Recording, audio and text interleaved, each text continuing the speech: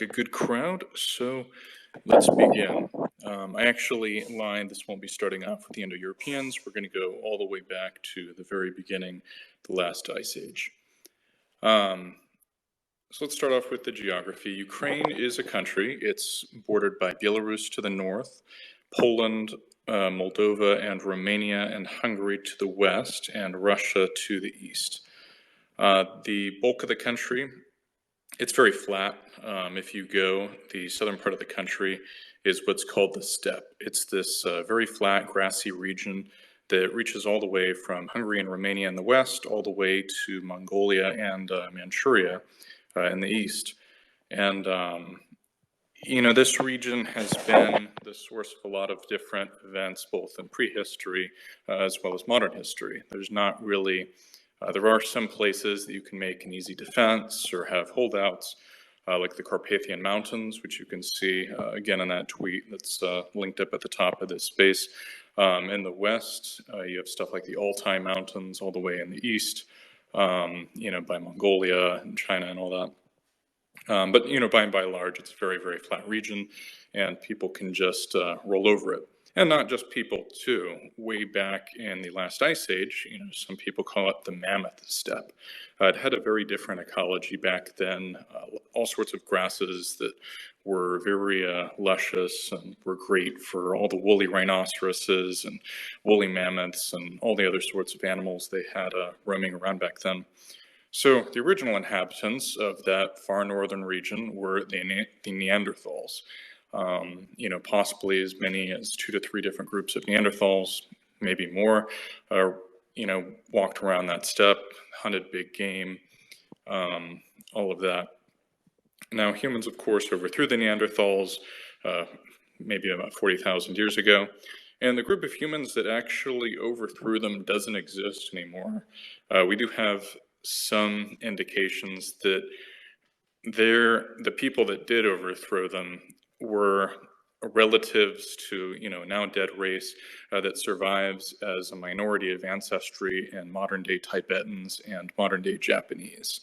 They had the Y chromosomal haplogroup D, which is very, very, very rare in Europe these days.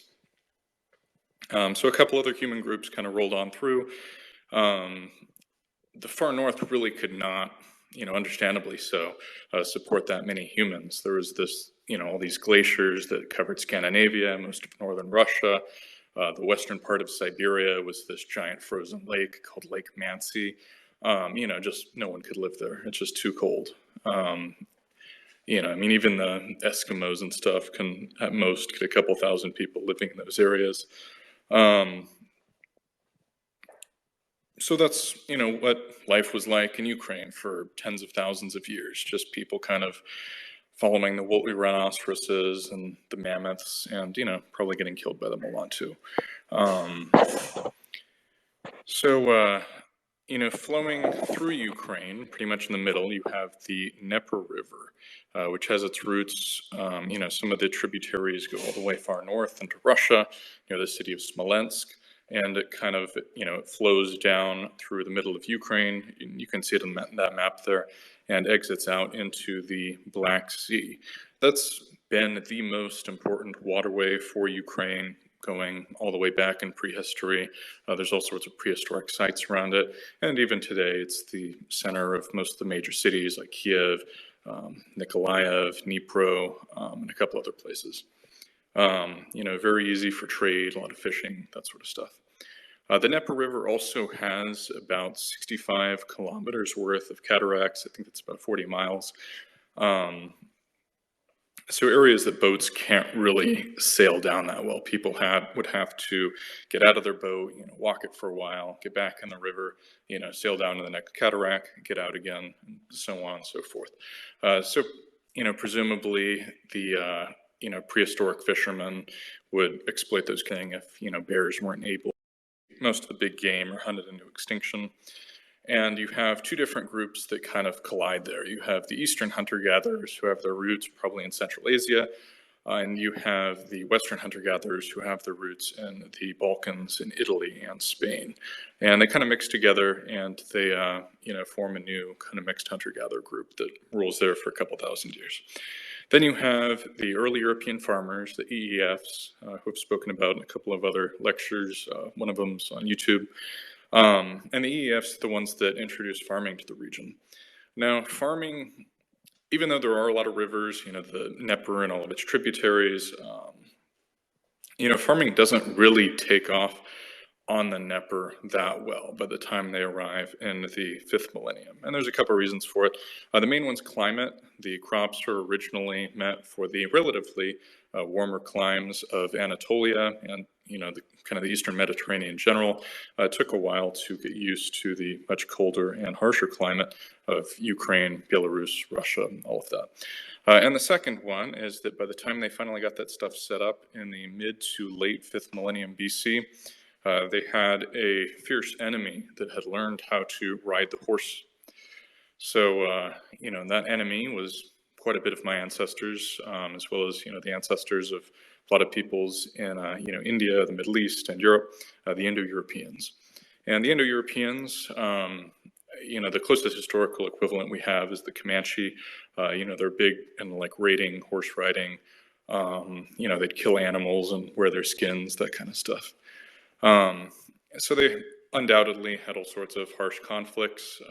There's some evidence that they were getting enslaved by these, kind of farmers in the west of Ukraine, at least at certain points.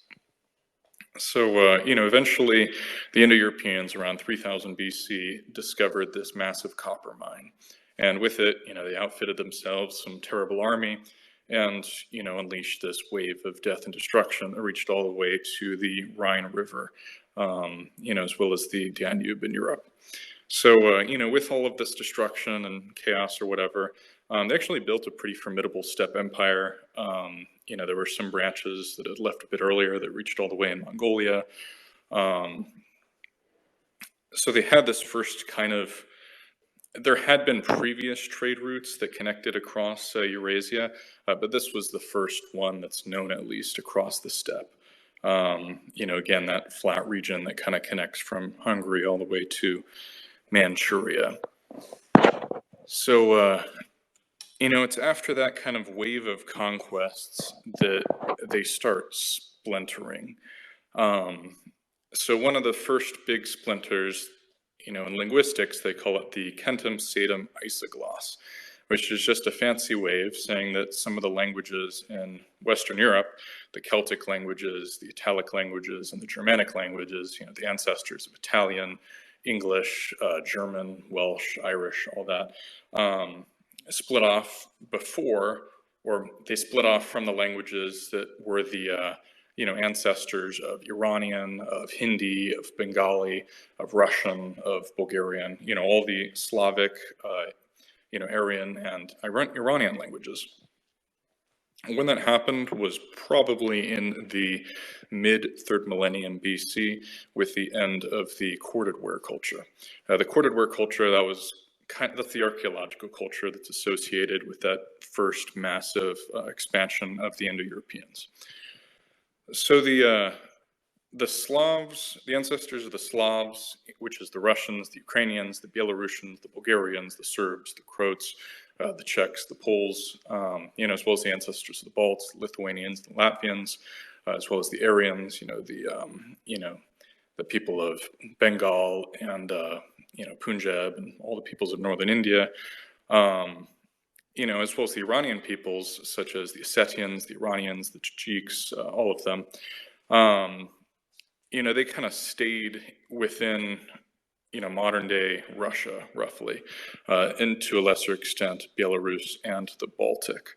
From there, of course, they fragmented again. There's more archaeological cultures, a lot of fighting. There's certain sites where we have what look like battlefields, or, at the very least, skirmishes, different groups caving each other's skulls in with battle axes and whatnot. So these groups, a lot of them clearly hated each other. They started splintering apart. Their languages started to diverge. They started learning new methods of life.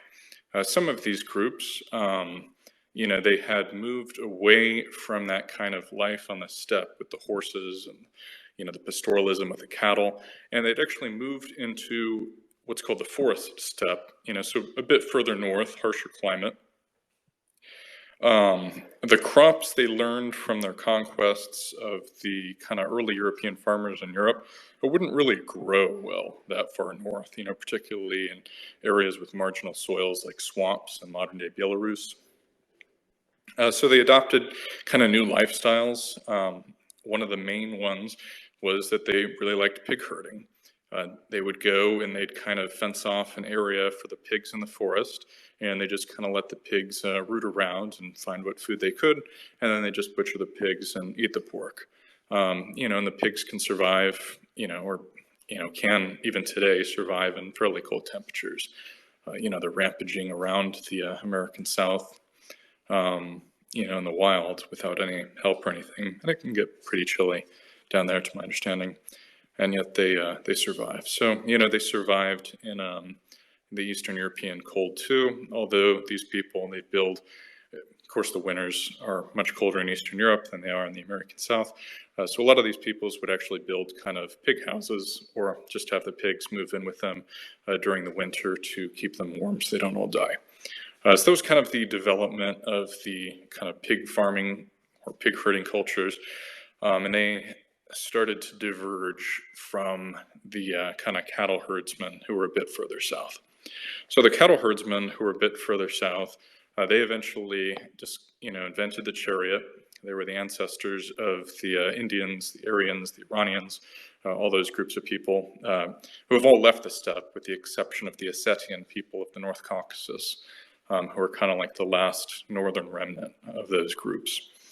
And, they go on their own, kind of range of conquests.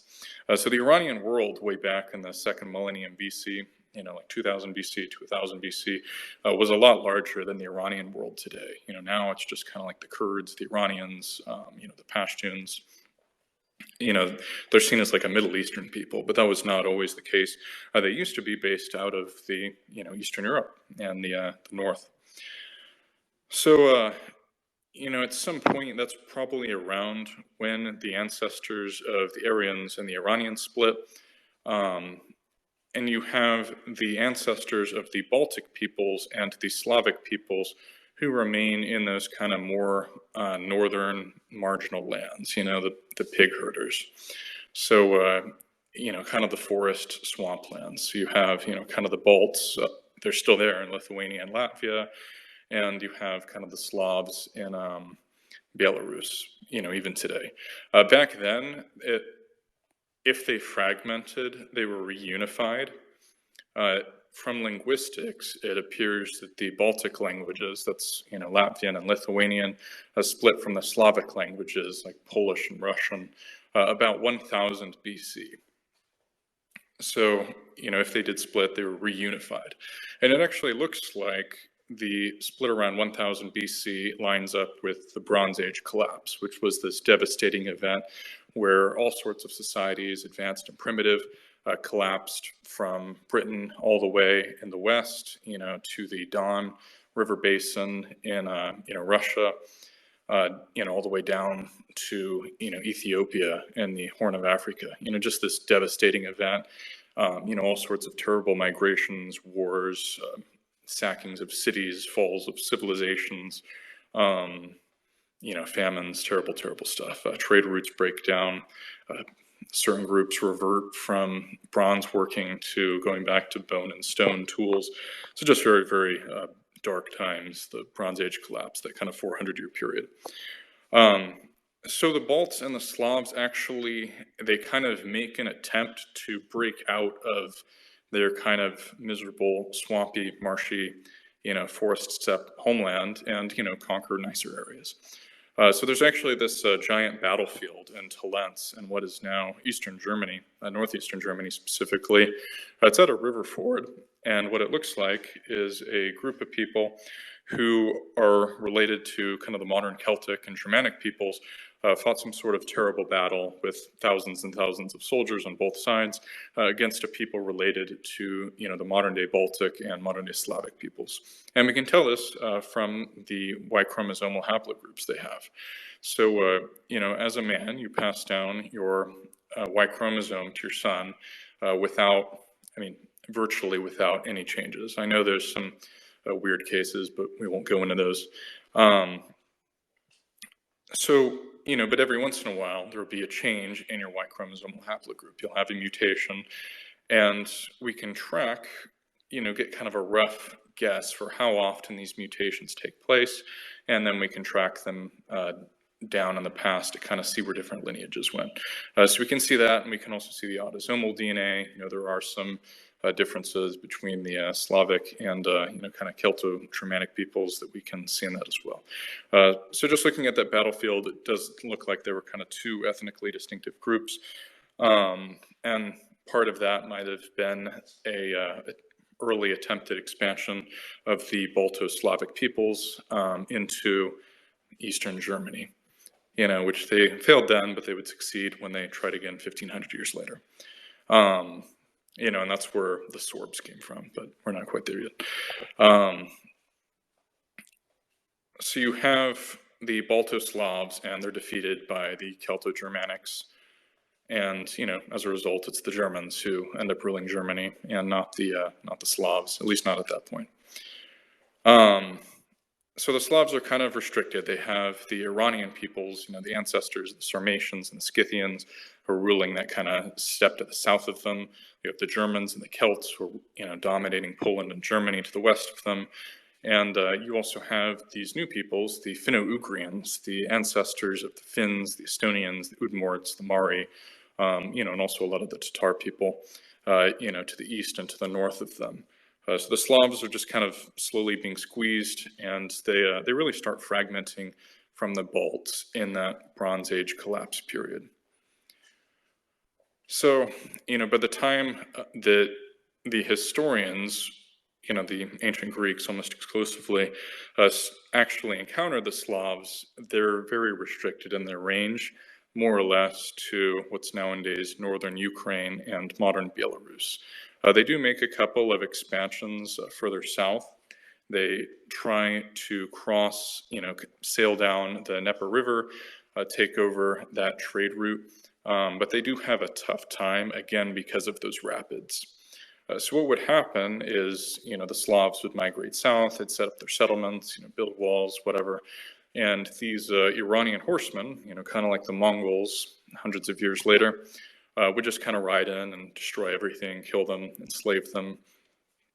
And we actually have the Russian primary chronicle, kind of records this. It, mentions how you'd have these nomadic horsemen would show up, they'd destroy the village, take the women, and then march on.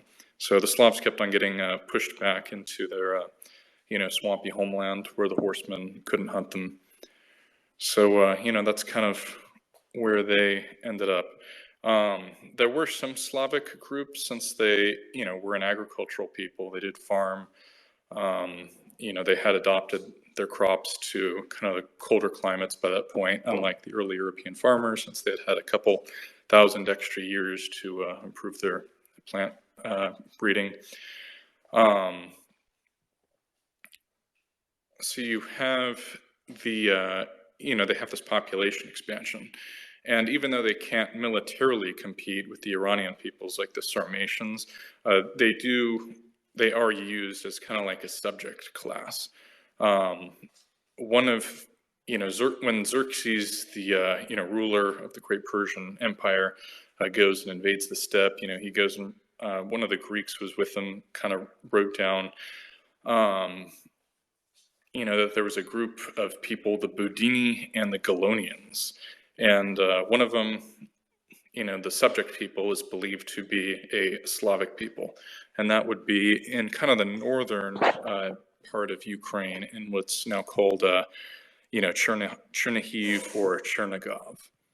So, the Slavs are already in kind of northern Ukraine at that point, and they appear culturally too. You start to see some groups of them, in the archaeological record from the 6th to the 2nd century BC. And that's where you get the Zarubintsy culture, or the Zarubnetskaya kultura. And, they descend from those kind of Slavic migrants who settled northern Ukraine. under the auspices of those Iranian steppe lords, and they ruled the region from about the 3rd century BC until the Gothic invasion of the 2nd century, the 100s AD. So, they kind of spread all the way down to those whitewater rapids on the Dnieper River. Again, they can't cross them because the horsemen are just too strong and they can't sail straight down them, which really kind of impedes the logistics.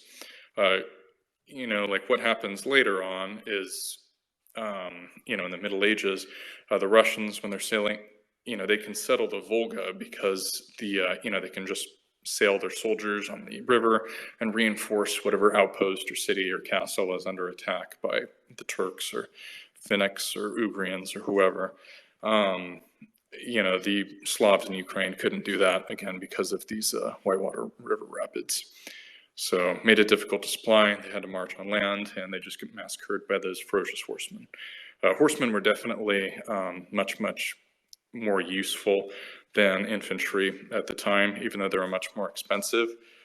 Growing a horse, they need a lot of pasture land that can't be used for growing meat animals. So you do get a military advantage just at the cost of population growth. So kind of an interesting trade-off for those steppe societies.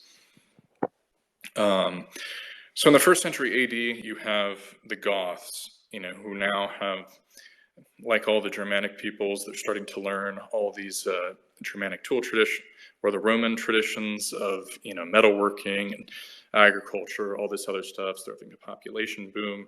You start to see them, there's like immigrants that are joining the legions that you see in the DNA of some of the cemeteries in the Balkans at that time. And now the Roman Empire is strong enough to resist them.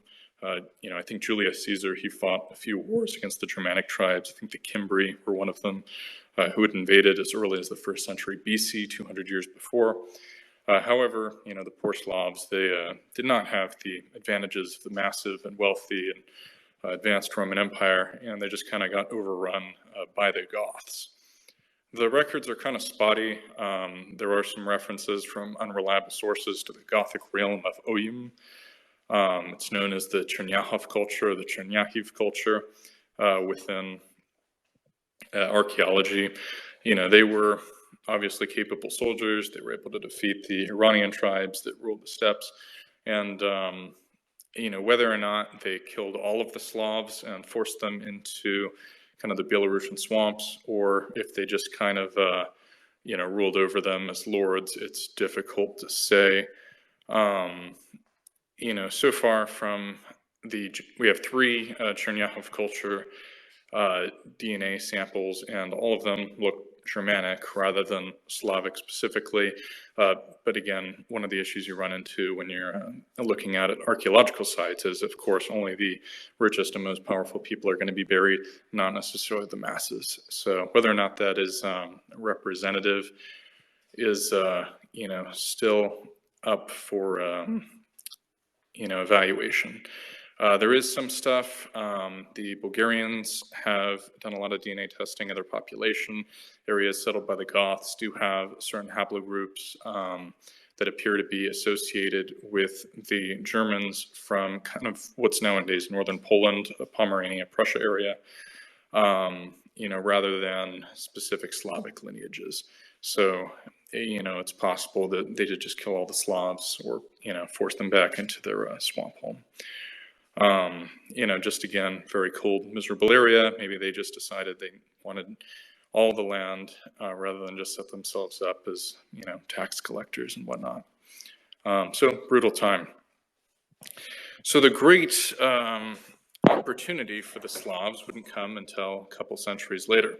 You start to see these expansions of the Turkic peoples who start migrating west after the collapse of the Xiongnu Confederation, all the way over at the end of the eastern steppe. So the Chinese dynasties, they'd been consolidating, and in response to the consolidation of these millet and rice farming Chinese peasants, you have the consolidation of these steppe nomads too, and they almost like feed on each other. So the stronger the Chinese dynasties get, that convinces the steppe lords that, hey, we need to get our act together and get ourselves in a better military and diplomatic bargaining position. And once the steppe tribes got stronger, that was able to convince the Chinese farmers that, hey, we need to get our act together and we need to unite against these horrible steppe nomads that are, constantly pillaging us and whatnot. So, the confederation that ends up forming is the Xiongnu, and the similarity, in the sound of Xiongnu with Hun isn't a coincidence. The Huns were one of the groups that kind of fled the collapse of the Xiongnu, and were probably a Turkic people, almost certainly, actually. So they go, and they're kind of the first wave of the Turkic nomads that rolls all the way to the west, and they're just this terrifying sight to everyone who encounters them. They practice skull elongation, and just act terrifying to everyone in the civilized world. So, the Huns invade, the Goths flee them, sets off this giant chain reaction. And all of a sudden, with all of this terrible fighting and mass migration, the, greatly feared steppe tribes that have ruled that kind of, flat steppe land for so long are gone, and it's all open for the Slavs. So the Slavs actually start to go and expand in the 6th and 7th century AD. So you have another steppe tribe called the Avars. And the Avars were a Mongol people, actually, not Turkic. And, they roll all the way to the west as a result of fighting in the eastern steppe. And they're fleeing another group of Turks, this one called, confusingly, the Turkic Khaganate. So they flee the Turks, they roll all the way west, they conquer these Slavs who have migrated into the steppe region. And even though the Avars did practice kind of strict endogamy for at least their first 100 years of rule, we see for the Avar burials, even 100 years after their initial arrival in Europe, that both their, Y chromosomal DNA as well as their mitochondrial DNA. Mitochondrial DNA is passed down from a mother to all of her children, not just her sons and daughters. That they were definitely, a Mongol people, not specifically Turkic or anything else. Now, that was just kind of the elites of the Avars. They definitely brought a lot of Slavs with them. So the Slavs just start pouring into the Balkans, into Poland, into, Czechia, Eastern Germany, everywhere. And the Slavs had this, since they were very primitive people, they, lived in kind of hamlets. Some of them would dig like dugouts. They would keep them warm in the winter. Their society was a lot more robust than those, kind of the massive urban societies of the Roman Empire. So you have this kind of revival of all these, relatively primitive groups that aren't vulnerable to the breakdown of trade. Like some of these Rome itself, for instance, got most of its grain from North Africa. Athens actually bought most of its grain from Crimea, in southern Ukraine, which is currently ruled by Russia. So as soon as all the barbarians invaded, the piracy returned, sea trade broke down, you do have this kind of mass die-off of these populations and these more robust peoples like the Slavs who can do without these kind of complex trade networks and political integration end up thriving and just multiplying. Part of the Slavic migration too involved slavery. The Avars were, really big on, kidnapping a lot of Slavic women, and they would sell them or keep them for themselves. A lot of the Latin-speaking traders on the Adriatic coast, would go and they would buy these Slavic women as well, after they enslaved them from the inlands. So you have this giant Slavic migration in the middle of the 1st century AD, and this is when we start to see, and that's when, kind of the last shared Proto-Slavic language was spoken. So, all the Slavs everywhere from Greece to, Yugoslavia, to Poland, to Czechia, to Belarus, Ukraine, they could all talk to each other. As one shared language for that whole region. Whether or not that was due to the Avars picking a specific dialect to make as kind of their unifying language, because that was just the most common language, or the one that they got lucky with, is unknown. Also could just be, population expansion of a small group, or there could have been other kind of unified, Slavic chiefdoms or whatever within Belarus and northern Ukraine that, could have made sure that language was spread around. So anyhow, you have, right around 500, 600 AD, that's when you start to see the split in the dialects of Slavic.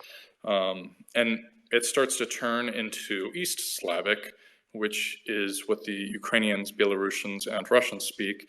You have West Slavic, which is what the Poles and Czechs and Slovaks speak, and then you have South Slavic, which is spoken by the Bulgarians, the Macedonians, the Serbs, the Croats, the Slovenes, the Montenegrins, all those groups, everyone other than the Albanians and the Greeks. So you have, this kind of Slavic world now. So the Avars end up going and they get wrecked by the Franks. Like Charlemagne's people, they go and they invade the Avars, who are kind of hiding out in Hungary from the Turks, and, so they go and get destroyed. So now there's a new power, in the kind of later part of the first millennium, and that's the Vikings. So there had been previous expansions from the sea in Scandinavia before. The geography of Scandinavia, much like the geography of Greece, encourages seafaring. There's all these islands, there's areas that are, especially in Norway, that can't really be reached by land, so you have to travel by sea. So, there's all these incentives for the development of sea trade, sea raiding, sea warfare, going back thousands of years. One of the earliest examples is the bell-beaker culture, which, even though it started in Spain, the Indo-Europeans who eventually adopted it within the Low Countries, Denmark, kind of northwestern Germany, really took off with it. And as soon as they did, immediately started like sea pirating, raiding into like Tunisia, Algeria, invading Sicily and killing a bunch of people, wiping out almost everyone who lived in Britain. So just a lot of kind of trends of, definitely there were some historical processes driving the peoples of kind of Scandinavia to go Viking long before, the historical Vikings actually appeared. So the historical Vikings, they were Germanic people. There had been very little population turnover since the initial Indo-European kind of conquest of the region in 3000 to 2800 BC. And that would actually change under the Viking rule. The Vikings were extremely involved in the East, far more so than they were in the West. There's stuff like the Great Heathen Army, where they were, rampaging around Britain. You had people, something like half the ancestry of people in Iceland is from the Irish, almost entirely women who got kidnapped by the Vikings to go settle there. But by far, the main contribution of ancestry to, the Scandinavians isn't these captives they brought back from the West, but captives they brought back from the East. The Wends, who are a West Slavic people who were living in kind of northeastern Germany, northern Poland, and Pomerania, they were extremely involved with the Vikings. They intermarried with them. They fought constant struggles with each other. Very much equals, at least in that specific region, even if they couldn't match the range of the Vikings. Similarly, there were Vikings who wanted to take over the trade routes that went through Russia. So Russia, just like now, has always been a country that's been very wealthy in natural resources. One of the oldest sources of exports was amber, which is in the Baltic region. The Baltic as well as Prussia, which is now, part of Poland, and kind of Kaliningrad Oblast in Russia, has a secondary source of amber. I think the Danes have some amber as well. And that had always been an export, even going back into the Bronze Age. So there's definitely some other stuff, though. Furs were very big too, not just for the Slavic people, but also for the Turkic peoples. You had the kind of Volga, Bulgaria. Furs were a really big export of theirs. They lived in modern-day Tatarstan. So, and it makes sense. People, really like their furs. They want the warm clothing, and there's always demand for it. So what people would do is they would sail down the Dnieper River. You could go into the Black Sea, and from the Black Sea you could sail to Constantinople and the wealthy kind of Byzantine Empire, which was the center of the world at that point, at least the center of Western Eurasia. Kind of the largest city, the wealthiest city, most important one. Still commanded, controlled most of Anatolia, Greece, a lot of the Balkans, as well as having a huge cultural influence due to the Orthodox Church. So you have the Vikings, and they're going kind of sailing down these rivers. They go down the Volga River too to, access kind of the fur trade. Some of them sail all the way down into the Volga connects into the Caspian Sea.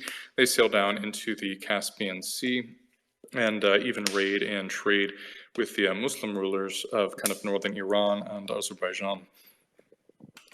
So that's kind of the situation in the mid to late first millennium BC. So the Vikings have all this wealth. They have all of this, these sea connections, and they end up setting themselves, or I shouldn't say they, but kind of their war bands set themselves up as the new rulers of the Slavic peoples.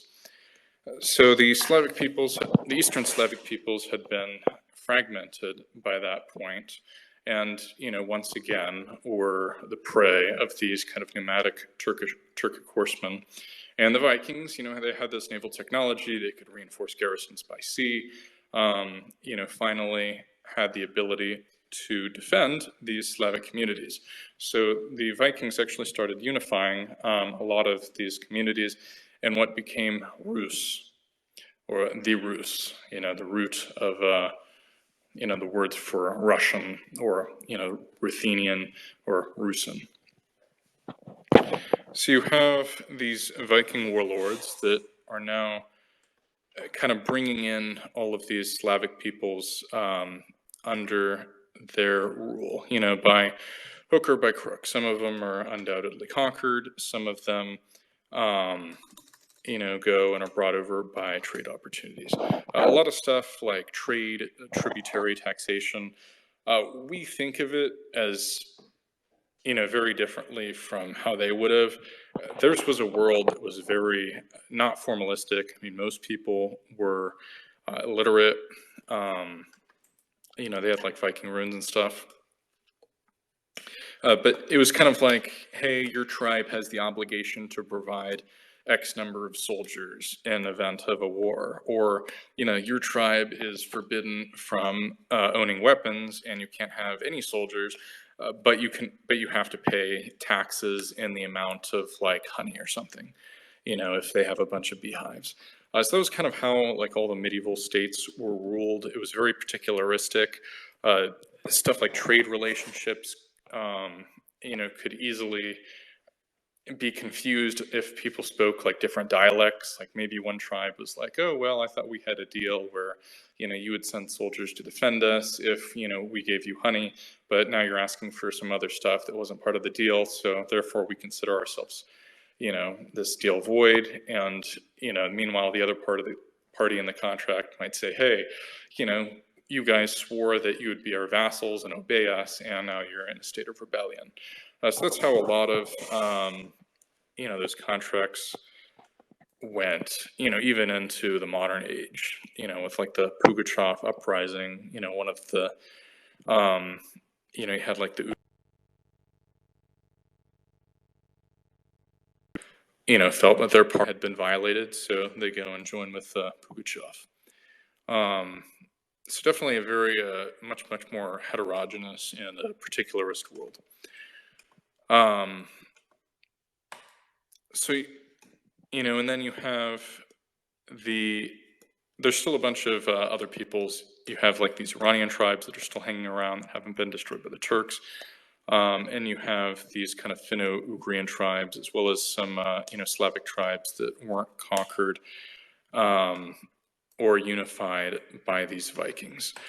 These specific Vikings that did this might have been part Finnic in origin, perhaps specifically Finnish, perhaps not. There's evidence from very early on that some of these guys carried Y chromosomal haplogroup N1C, which is traditionally associated with the Finno-Ugrian peoples and not with the Germanic peoples. So Rurik, the kind of famous Viking warlord that might have founded all of this, he may have been Finnic, at least, distantly. Of course, he was probably acculturated as a Viking. So you go and eventually, and one of the difficult things too is that this era is very much, there's a lot of fabricated history. We have the DNA from, some of the Rurikovici, the descendants of Rurik, this Viking who supposedly founded Russia. And the haplogroups of his descendants don't actually line up. Yaroslav the Wise, his grandson, Vladimir Monomach, his descendants are all N1C for their haplogroup. Another one of his grandsons, Gleb Sviatoslavovich, has the I2A haplogroup. So some of these guys in their dynastic struggles were clearly making things up. Some of these stories are almost certainly not true. These guys were probably faking their lineages. And one of these stories, which I think is kind of suspicious, is the story of Vladimir the Great. So Vladimir the Great, he is like the founder of Russia. Probably like one of the most important characters that ever appeared. And so his story, he claims that he is the legitimate heir to the Grand Duke, the leader of all of the people of the Rus. But he's not like the legitimate leader. He is the son by the warlord's housekeeper, Malusha, who has all these like myths about her, that she lives to be like 100 years old and she has magical powers and whatnot. So anyhow, Vladimir, he goes and he flees the struggle, following the death of his alleged father, and goes to Scandinavia, finds a bunch of Vikings, kills a bunch of his relatives, and takes over. He even like rapes the daughter of one of the warlords who defies him and everything and takes her as a wife. So not a nice guy. So anyhow, Vladimir the Great, he goes, obviously incredibly brave, incredibly violent, has this fanatical Viking warband that follows him. And, they go and conquer and wreck a bunch of people. And eventually they go and they're strong enough that he wants to be recognized by, so kind of political recognition was a lot different then. Now it's determined in like elections. Then it was more, do the other powers in the region recognize you as the rightful, ruler of the region? Like, will they engage in trade with you? Will they block off rivers and sea access to you? So Vladimir the Great, he really wants to go and kind of bring himself into the orbit of Byzantium because, of course, that's their main trade partner. So he goes and he asks the Byzantines to send over a princess that he can marry. And, he promises to convert to Christianity. So, the Byzantines, they go and they send the sister of the emperor, Anna, over to get married to him. And in return, the Vladimir the Great agrees to convert the Rus to Christianity. So he goes and he destroys a bunch of the gods, and that was in, I believe, 988 AD. So, that's when Russia becomes Christian. So he goes and, at that point, he becomes almost a holy warrior. He converts, some of the other Turkic tribes to Christianity, even though there is there's still a lot of pagans hanging around, even though he's like forcibly baptizing a lot of people. So where was I going with this? So Vladimir the Great, he lives from 980 to 1015 AD. So after his death, you have kind of a succession of rulers, and some of them, go and, because what they would do is their succession wasn't regular. Rather than being passed down like father to son, it could be split among several sons. It could go from the eldest, son who would inherit first, and then when he died, it would go down to the next son, and so on and so forth. So there's a tendency towards fragmentation, rather than consolidation. It goes on for the 200 years after the death of Vladimir the Great. And this is where we really start to see the origins, I know it's taken 50 minutes to get to this, the origins of the Russo-Ukrainian conflict.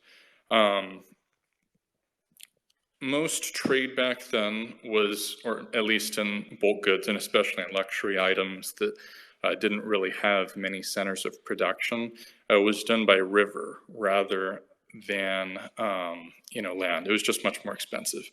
When you think about it, I mean, you can, if you put a boat on a lake or river, you can definitely load up a lot more stuff on it than you could, and sail it with oars and sails and whatnot, than you could if you had like a cart and, just had to like pack stuff onto a cart and then walk it by land. It's just much more difficult. Compare backpacking to kayaking. It's the same amount of work either way, but kayaking is going to be, much more relaxing. At least in my experience, but almost certainly back then too. You could go and sail down the rivers. You could move soldiers. Just much cheaper to travel by sea than by land.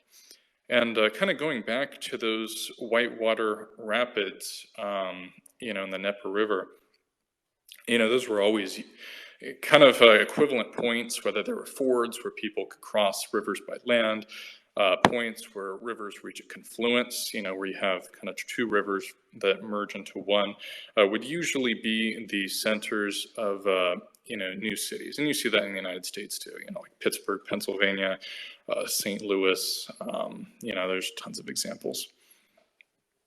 And Russia was no different. They would go and deliberately seek out those sites so that, they would have somewhere to kind of dock their boats. So you have the split, like at that point, because Vladimir the Great and his successors, they conquer lots of stuff. They're spread across several river basins. So you have the famous Dnieper River Basin, which splits Ukraine. And then you also have some of the Slavs who are further up north, and they're spreading into the Volga and its tributaries, like the Oka River, which Moscow is nearby. You also have, people going further north into the rivers that connect into the kind of, Gulf of Finland, the Baltic Sea. There's some other groups of Slavs that become the Pomors, and they're all the way up north, by like the Pechora River that connects into the, Arctic Ocean. So all these groups, they're more, you start to see them like start to fragment. There's dialectical differences between the, Novgorodian dialect of Slavic, which we have some, kind of etchings from a child actually, versus the dialects of East Slavic that were spoken in modern day Ukraine. You start to see political fragmentation as well, where, lords will build up support bases in places like Vladimir and Suzdal, which, are kind of near Moscow, but also all the way to the west in what's nowadays the western part of Ukraine and the eastern part of Poland. which is not part of the Dnieper River Basin or the Volga River Basin at all. And those are the regions that eventually end up Catholic, although that's later on. So, I mean, in my opinion, the kind of the spread of the Eastern Slavic peoples across these different river basins is a major, root in kind of the, beginnings of the splintering of the, East Slavic peoples and the, political breakdown of the Rus in the 12th and 13th and eventually 14th centuries. Another big discovery at the time was the evolution of rye. Rye started off as a weed thousands and thousands of years ago, and gradually got turned into a crop by ingenious or frustrated farmers. And in the 11th century, a discovery in Russia and Ukraine, just Eastern Europe in general, was that they figured out how to actually grow 2 crops of rye rather than just one. So all of a sudden they had a new source that they could kind of sow in the fall. It could sit under the snow in the cold in the winter, and then they could harvest it in the spring before going and sowing a spring crop that they would harvest in the fall. So all of a sudden these really marginal areas were now productive agricultural lands, and you have this giant population boom within the northern regions of the kind of Slavic world, near Novgorod, on the Volga River. So the center of Slavic power drifts away from kind of the original Slavic settlements on the Dnieper to the new Slavic expansion zone on the Volga. And it's a victory for the Slavic world in a sense, too, in that the Baltic peoples, relatives of the Latvians and Lithuanians, who actually lived in kind of that, western Volga region before the Slavs, probably going back thousands of years, as well as, the various Finno-Ugrian peoples who were on the other tributaries of the Volga, such as the Kama River. They did not have the rye bread. They stayed with the old lifestyle of, kind of having the pigs forage around in the forests, mixed hunting and gathering, that kind of stuff. So the Slavs have this population boom and their neighbors don't. So the Slavs end up just swarming all of their other neighbors in the 11th, 12th, 13th, 14th, 15th centuries. And all that's because someone figured out, hey, here's how we can turn rye bread into a variety that, we can plant over the winter. So, just another agricultural innovation that actually probably one of the most significant events that happened in the 11th century was the discovery of a winter-resistant strain of rye. So going forward, so in the 12th century, there's kind of 3 main trade routes for the Rus. There's the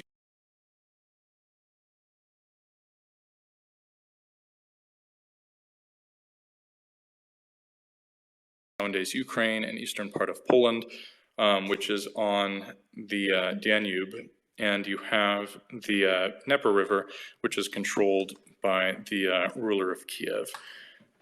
So with the kind of 3, so you start to see kind of a regionalization into 3 Slavic groups.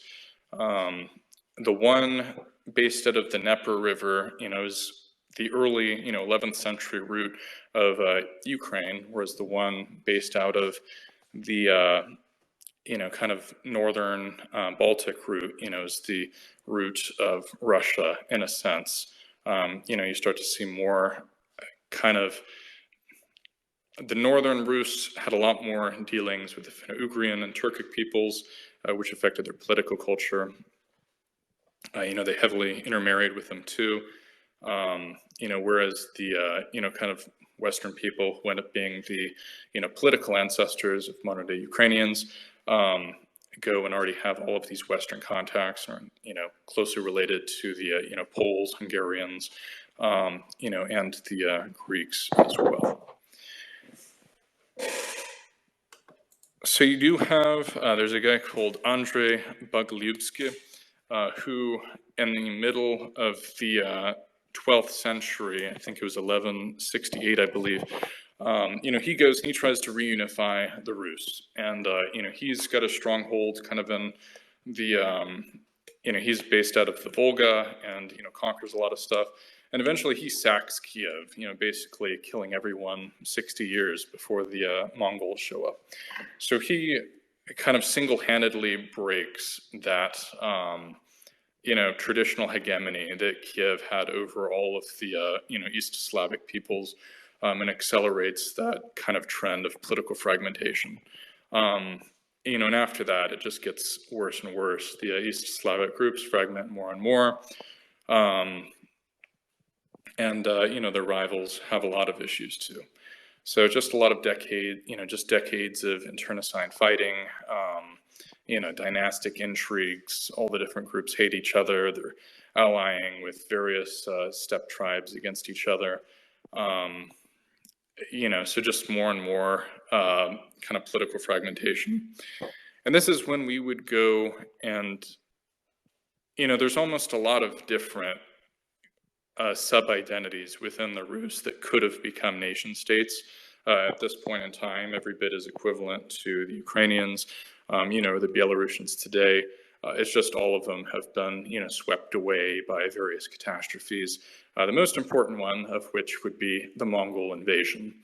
The Mongols were the greatest conquerors in the historical era. There's no one since, even the Indo-Europeans didn't conquer as much as the Mongols did. They conquered China, Persia, all of Central Asia, Iran, a lot of the Middle East, almost all of Eastern Europe, raided, into Germany. Just these ferocious horsemen, impressively organized. They had a lot of great light cavalry and archery techniques. And the Rus didn't really understand what they were facing.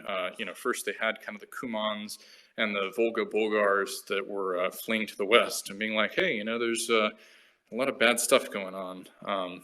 Maybe we should do something. And the Rus didn't really, some of them did take it seriously. They did put together some alliances, but, just no one could stand against the Mongols, and they just got totally destroyed.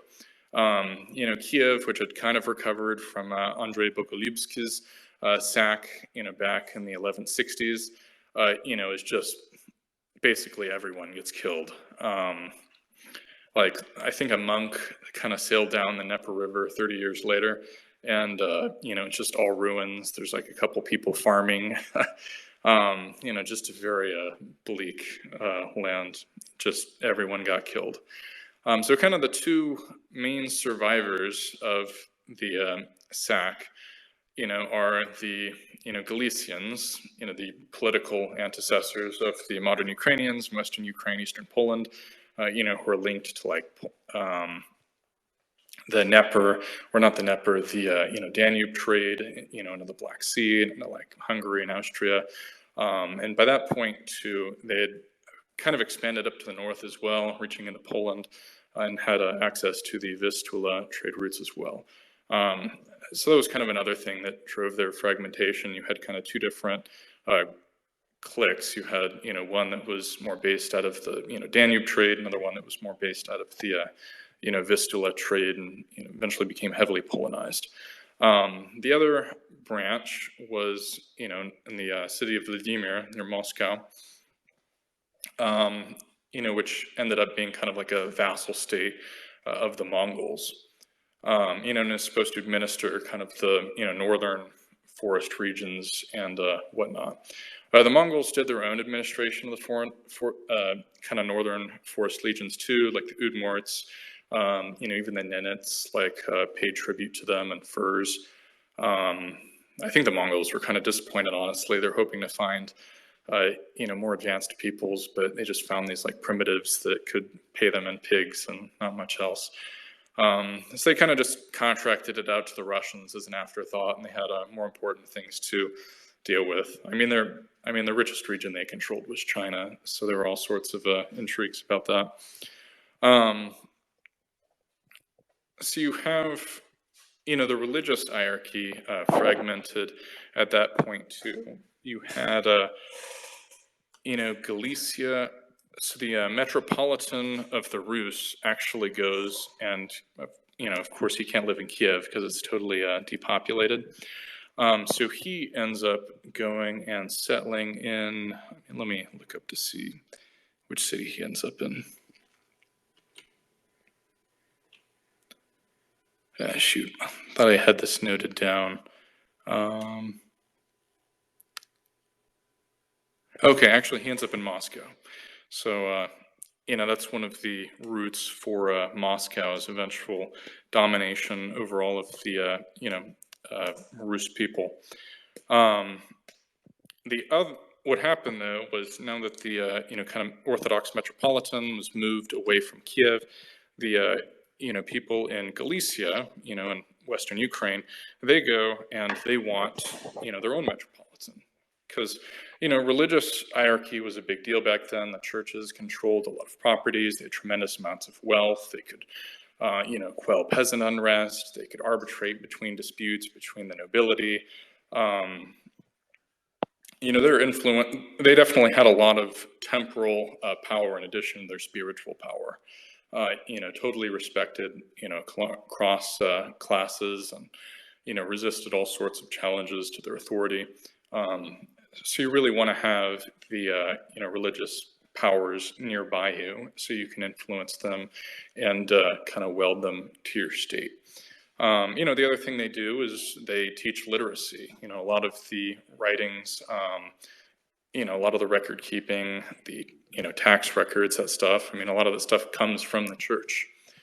With that class, you have a class of scribes and bureaucrats ready to go. That's part of the, church's raison of existence. So that's kind of another thing that drives the separation of the Ukrainians and the Russians, all the way back in the 13th century. In the 14th century, there's kind of another big event. The descendants of kind of the guy who unified Galicia with Volhynia turned it into this powerful unified kingdom that could span between a couple different river basins. They go and they actually get killed off in fighting against the Mongols. So the Hungarians and the Poles actually have all these intrigues to go and take over Galicia and Volhynia. The Hungarians actually briefly take it over for a period of, I think, about 6 years, I think. And this is actually this is how later on during the partitions of Poland, Maria Theresa, the queen of, or I think she was queen, maybe she was Grand Duchess or Archduchess or something. She eventually claims herself as being the queen of Galicia e Lodomaria, which is the Latin term for Galicia, or Halicina, and Volhynia. So her claim is back to that brief Hungarian rule of Galicia, Volhynia. So the Poles end up successfully taking it over, and you have all of these Poles that kind of swarm in and start settling, Galicia and Volhynia, starting what would be a extremely bloody ethnic conflict that wasn't really resolved until World War II, when the Ukrainians ethnically cleansed all of the Poles, out of Western Ukraine. So, a lot of medieval roots for that conflict as well.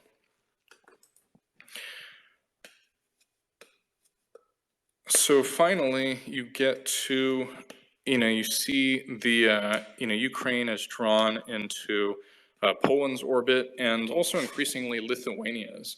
So the Lithuanians, are Baltic people, and the other Baltic peoples had been slowly getting overrun by the Teutonic Knights, who were, largely but not exclusively German, but they did bring a lot of German settlers with them.